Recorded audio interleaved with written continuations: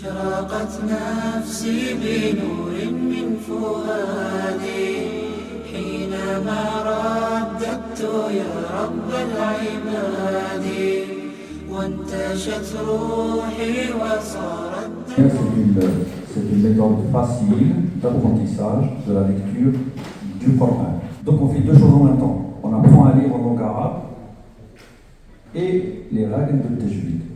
Mais Nourania, elle se démarque parmi toutes les règles. Les résultats, ils sont fulgurants. Ne vous attendez pas à ce qu'ils apprennent le Coran durant cette année. Le but, c'est qu'ils maîtrisent, qu'ils aient les outils pour lire le Coran et qu'ils soient autonomes dans l'apprentissage. Et le but, c'est de faire aimer le Coran à nos enfants. Quand on a un enfant, on prend le calendrier et on note. Quand il aura 5 ans, on commence à prendre le. Il faut savoir que les enfants, quand ils intègrent, dès qu'ils sont tout jeunes, cette méthode dans la mienne, il faut savoir que les enfants, ils vivent avec le Coran tous les jours. Donc votre enfant va grandir avec le Coran. Et qui dit vivre avec le Coran, dit akhlaq, les valeurs et tout ce qui va avec.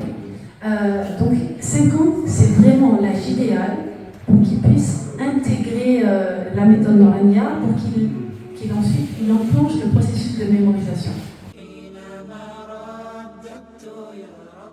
Nous, on suggère toujours qu'il faut commencer par l'arabe coranique, on commence par l'arabe littéraire. Pourquoi? Parce que l'arabe littéraire, on prononce les lettres comme on veut. Il n'est pas tenu de faire tafsir, tarqir, al-qalaj. Et en plus, la vocalisation n'est pas pareille. Le soukoun en arabe, c'est un rond. Dans le Coran, le rond, il y a une autre signification. En place, il y a deux ronds. Un rond bien rond et un rond ovale, qui ont deux sens différents. Donc l'enfant aussi commence par étudier l'arabe littéraire, après il va perdre quand il commence à parler. Le Coran, c'est un texte sacré. À chaque fois qu'on lit une lettre, on a différentes actions. Donc, de toute façon, c'est une obligation. Au moins, la tilawa, c'est une obligation pour chaque musulman.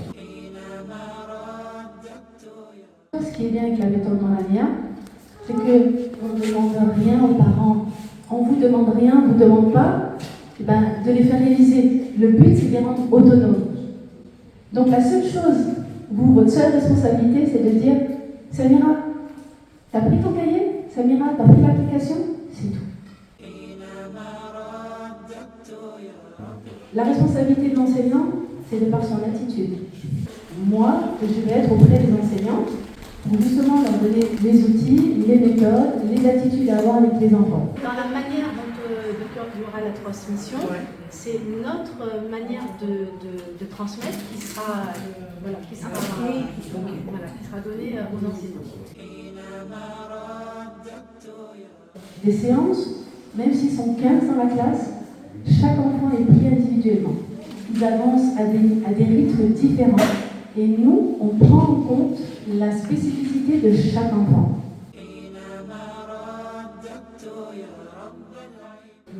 Bon, déjà, nous, on fait l'apprentissage, on n'apprend pas le sens. On a 3 phases. Première phase, c'est Nourania et rien que Nourania. Deuxième phase, c'est la fluidification de la lecture. Et troisième phase, la mémorisation. Alors, mémoriser, comme on l'a dit, le Dalil avec Tariq al-Sab'a. Donc, on le met en mode perroquet. On dit toujours cette phrase. On le met en mode perroquet, c'est strictement interdit. Deuxièmement, la phonétique. La phonétique, c'est strictement interdit. Je vais dérouler rapidement donc, le méthode Nourania comme on fait. Comme je vous dis, à 17 ans, on commence d'abord par les lettres de l'alphabet. Chaque enfant il a un calice de suivi, il évolue en fonction de ses moyens. Après, on déroule, donc après, il commence à faire ce qu'on appelle harakat, les voyelles simples, les voyelles doubles, le soukoun, les rallogements simples, tabi'i. Donc dedans, après les rallogements, il y a 17 leçons, à la 17e leçon, comme elle a dit Oustaz Dalila, donc on arrive quasiment au bout de 98% des règles du tajwid. Donc une fois que l'enfant il a fini le Nourania, il ne faut pas se dire, bon, le Nourania c'est ce livre-là, une fois qu'il est fini, donc ok, il est prêt pour aller à juste Ce qui est bien avec le Nourania, c'est qu'on utilise 2 couleurs. La couleur verte, c'est pas mal, rebondissement. Et la couleur rouge, qui a 2 sens. Et avec ça, on a la possibilité de lire correctement. Une fois qu'on a compris la signification de ces couleurs, et qu'on a bien maîtrisé Nourania, on est capable de lire. aussi. Parce que déjà, on n'est pas tenu d'écrire dans le Coran. Le problème, c'est qu'on veut que nos enfants fassent plusieurs choses à la fois. Apprendre à lire, apprendre à écrire et comprendre. Sauf que quand ils sont petits, ils n'ont pas cette capacité de faire tout en même temps. D'ailleurs, dans Nourania, vous allez vous rendre compte qu'ils n'apprennent pas toutes les règles en même temps. Il y a 17 leçons, il y a 17 outils de liaison. À chaque leçon, ils apprennent une compétence. Cette compétence-là, ils vont la retrouver dans la leçon d'après avec une nouvelle compétence. Et ainsi de suite, jusqu'à arriver à la fin. Donc vous voyez, ils n'apprennent pas tout en même temps. Une fois que l'enfant a fini cette deuxième phase de fluidification de la lecture, donc l'enfant il va être à l'aise, il va se sentir à l'aise, il prend le livre, ça ne va pas lui faire peur. Il faut que l'enfant il sache lire correctement, par contre il a le droit aux erreurs. Il a le droit de se tromper. Ok. Il faut qu'il sache qu'il s'est trompé. Et il faut qu'il sache comment se corriger. À partir du moment où il arrive à faire ça, c'est qu'il est autonome. Donc on a des premières phases Nourania et rien que Nourania. Parce qu'il y a des fois des gens qui enseignent Nourania et qui font Coran à côté. Et là on ne comprend rien. Et le chiffre, il a bien spécifié. Pas de Coran avant la maîtrise de la lecture. Donc on commence à se débarrasser de l'hijab et puis on gagne en fluidité, Donc une fois que c'est bon, que l'enfant il est autonome dans la tilawa, à ce moment-là, il peut commencer la troisième phase, c'est le hifz. D'accord, la mémorisation c'est vraiment montagne. Alors, donc en fait, comment que ça se passe? Rappelez-vous tout à l'heure, je vous ai dit que le cours c'est pas un cours classique, c'est pas comme dans une classe classique où l'enseignant il a les élèves, il montre tous les élèves, il montre la leçon pour tout le monde, la même explication pour tout le monde, et puis le lendemain on passe à la leçon suivante pour tout le monde. Celui qui s'accroche, il est parmi les premiers, et les autres ils sont parmi les derniers. Et c'est comme ça. Non. Ici c'est individuel, c'est-à-dire l'enseignant il est ici. Et les élèves ils vont passer un par un ou deux par deux. Parce que des fois, c'est bien aussi de les passer deux, comme ça ils développent ce qu'on appelle la compétence de la prononciation correcte et de l'écoute correcte. Et c'est comme ça que chaque enfant il va avoir ses 10 minutes. Il ne va pas passer 10 minutes d'un coup. En fait, il y a trois étapes. Ils vont tous passer la première fois, ils vont présenter la nouvelle leçon, si c'est en mémorisation, ce qu'ils ont mémorisé. Et après, deuxième phase, c'est la révision. La révision, elle est beaucoup plus importante qu'une nouvelle leçon. Un élève, quand il fait ses 5 pages, il a le droit juste à 3 fautes. Sachant qu'une faute, elle vaut 2 avertissements. Alors, c'est quoi la différence? Un avertissement, c'est quand l'enfant il fait une erreur, donc on le reprend et c'est lui qui se corrige, c'est un avertissement. Quand on le reprend, il n'arrive pas à se corriger, c'est nous qui le corrigeons, ça devient une faute. Il a le droit à 3 fautes maximum. S'il fait 3 fautes maximum, il a validé sa révision. S'il fait plus, le lendemain, il doit refaire la révision, il n'a pas le droit à la nouvelle leçon. Ça ne sert à rien de rajouter, de charger, alors que déjà, il a des lacunes dans la révision. Sachant que la révision, c'est celle qui permet de fixer la mémorisation. C'est toujours une nouvelle leçon, la révision, et après on présente la leçon suivante. Nous, on veut sortir du système classique là où les enfants ils viennent à la mosquée une fois par semaine, 3 heures, où ils font un peu d'arabe, un peu de Coran, un peu de Tarbiya Islamiyya. À la fin de l'année, ils n'apprennent pratiquement pas grand-chose. Et il ne faut pas se contenter d'une séance ou 2. Nous, on recommande toujours 5 fois si on veut faire de la mémorisation. Le minimum, c'est 3 fois. Là, c'est on se limite juste à Télawa. Les enfants qui ont passé des années et des années dans des associations, où ils n'ont rien appris finalement. Un enfant qui fait 5 séances par semaine, par rapport à quelqu'un qui fait une séance par semaine, celui qui fait 5 fois, s'il apprend en une année, l'autre il faut 5. Après, les parents disent oui, mais 5 fois, c'est beaucoup, mais il fait sport, il fait piscine, il fait musique, il fait danse, il fait je ne sais pas quoi, donc les devoirs, non. Moi, ça me fait toujours peur quand j'entends des parents dire comme ça, c'est-à-dire, vous pensez que le Coran, il va être un obstacle pour la réussite de votre enfant. Parce que la mémorisation, il faut qu'elle se fasse tous les jours. Vous savez, quand on a envie de mémoriser, on commence déjà par lire. Dès que vous rentrez dans le processus de mémorisation et que vous avez cette volonté, vous n'allez plus vouloir vous arrêter. Alors la société, elle a fait en sorte que nous, quand on était jeunes, on ne faisait pas d'activité sportive. La société, elle a évolué de manière à ce que, pour que vous soyez de bons parents, vous devez mettre vos enfants à l'âge de 5 ans, 4 ans, 5 ans à des activités sportives. Sauf que ça ne leur apporte absolument rien à vos enfants. Vous dépensez de l'argent juste pour vous sentir bien en tant que parent. Parce que les enfants, si vous voulez qu'ils se dépensent, qu'ils apprennent, faites-les sortir le week-end.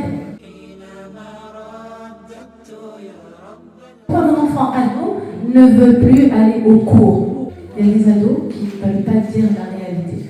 Quand on a des enseignants ou des enseignantes qui n'ont pas un regard bienveillant vis-à-vis d'eux quand ils étaient plus jeunes, au fur et à mesure, ils viennent plus. La dureté éloigne. Et le but, c'était de leur faire aimer la mosquée, de leur faire aimer Allah et le Coran. Et ça, c'est vraiment important. Les jeunes, quand ils s'éloignent, à 15 ans, 16 ans, c'est parce que là, ils ont la force de vous dire, de vous affronter, de dire « je ne veux pas ». C'est pour ça qu'on dit qu'il faut commencer à partir de 5 ans. Entre tel âge et tel âge, donc l'enfant, il absorbe bien les informations et c'est là où il faut faire le travail. Après, c'est un peu dur. Bon, les ados, c'est pas encore trop tard, mais il faut du travail. Il n'y a pas un avance en retard, puisque c'est individuel. C'est vraiment chacun a un livre de suivi. Donc quand l'enfant il passe, il est en mémorisation à la sorte d'Al-Ala, il doit faire la sorte de Tariq. Donc lui il fait le suivant, il est en Nouraniya, leçon 7, il ouvre son livret leçon 7 et il fait chaque élève. Vraiment, il suit son parcours indépendamment des autres. Donc quand l'enseignant il travaille avec un ou deux élèves, donc il est concentré avec les élèves, les autres qu'est-ce qu'ils font? Justement ceux qui sont avancés, on les met 2 par 2 et on demande à chaque élève d'écouter son camarade. Parce que l'enfant, s'il écoute les leçons de son camarade, c'est que lui, il les a fait, il s'est validé par son enseignant. On vous demande de telle façon que les enfants, ils sont écoutés par le camarade, mais à un moment donné, il faut qu'ils passent par l'enseignant et c'est l'enseignant qui écoute les 7 pages. C'est de la responsabilisation et c'est de l'apprentissage de compétences supplémentaires. On leur apprend cette compétence-là, d'être responsable, c'est pour ça qu'ils le font bien, parce qu'on leur donne de l'importance, de la considération, et ils ont envie de bien faire et de montrer qu'ils savent faire. Un débutant, on va devoir faire ce que vous venez de dire. Qu'ils soient francophones ou même arabophones. Il y a des gens qui sont arabophones mais qui ne connaissent pas du tout les règles de test, ils ne savent pas lire. Voilà, donc en fait, notre présence ici, c'est pour dire, faites confiance quand même aux organisateurs ici, aux responsables pédagogiques. Misez sur la formule 3 fois qu'ils ont mise en place. Bon, on préconise plutôt 3 fois ou 5 fois. Quand il s'agit de Coran, il ne faut pas s'amuser de regarder des choses. Ouais, c'est trop, il y a les devoirs, il y a je ne sais pas quoi, il y a ces activités-là, il y a voilà, non, on n'a pas d'argent. On arrive toujours à trouver de l'argent pour partir en bled. Les mosquées, tout le monde est parti et après ces mêmes personnes elles disent ouais c'est trop cher. Et puis les enseignants sont rémunérés et c'est important parce que si vous voulez quelque chose de qualité, de sérieux, le bénévolat c'est limite. Donc les choses, les bricolages, on doit arrêter avec ça et on doit se professionnaliser pour que nos enfants soient la relève qui va illuminer cette société. ونور صدورنا وجلاء همومنا وأحزاننا اللهم اجعلنا ممن يقرأ القرآن فيرقى ولا تجعلنا ممن يقرأ القرآن فيشقى سبحانك اللهم وبحمدك نشهد أن لا إله إلا أنت نستغفرك ونتوب إليك سبحان ربك رب العزة عما يصفون وسلام على المرسلين والحمد لله رب العالمين وبارك الله فيكم. حينما رددت يا رب العباد وانتشت روحي